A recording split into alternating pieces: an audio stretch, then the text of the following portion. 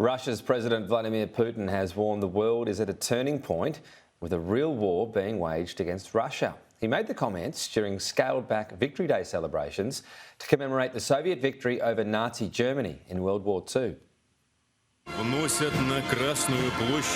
It is always quite the spectacle.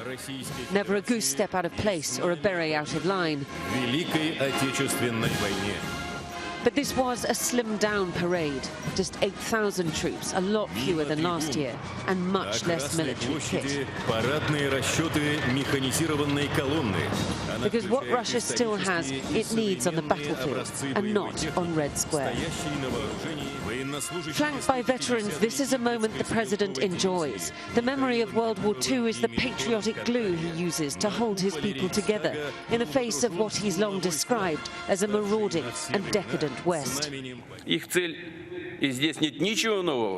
Their goal, and there's nothing new here, to achieve the disintegration and destruction of our country, to cross out the results of World War II, to finally break the system of global security and international law. This is the reason for the catastrophe that Ukrainian people are currently experiencing. They became a hostage to the coup d'etat, and on that basis was built the criminal regime of its Western masters, a bargaining chip in the realization of their cruel, selfish plans. There was a time when Western leaders would take part in all of this, but not anymore. This time just leaders from former Soviet republics, invited last minute and not quite prepared to relinquish old alliances, some more dependent on Russia than others. Regular Muscovites were kept well away. The parade cancelled in another 24 cities. This is the closest the general public here in Moscow get to this parade. They just see the hardware coming out of Red Square right at the end. Real tail end of the procession stuff, not what they got out of bed for this morning. So most watched along on their mobile phones.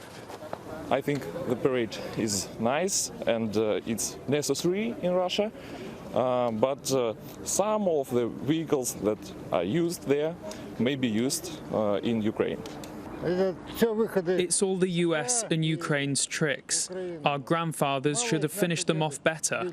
They should have finished them off in '45 so that this wouldn't be happening now. One soldier's mother meeting Vladimir Putin clutching the picture of her son killed in Ukraine. But there are so many more whose numbers aren't yet counted. And how many will Russia remember when all this is done? Diana Magny, Sky News, Moscow.